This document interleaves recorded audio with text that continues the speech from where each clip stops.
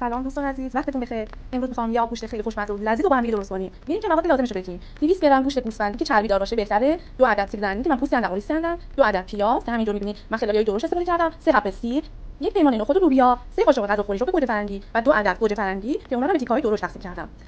فلفل، زردچوبه و ادویه کاری هر کدام یک قاشق مرباخوری. نمک یک قاشق چای‌خوری. می‌ریم با هم دیگه روی شعله بذارید موادمون رو. ما پیازمون رو داخل قاب می‌ریزیم.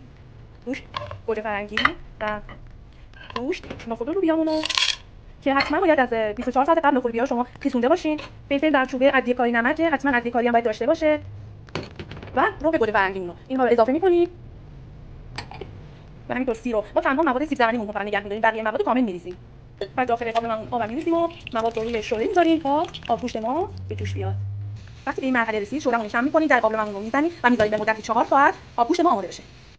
آب گوشت ما آماده شد. امیدوارم که درست کنین و لذت ببرین. فقط دقت داشته باشین نیم ساعت قبل از اینکه آب گوشت رو خاموش کنین سیب زمینی رو بریزین تا سیب زمینی هم داخل آب گوشتتون پخته میشه. امیدوارم که خوشتون بیاد از این آموزش.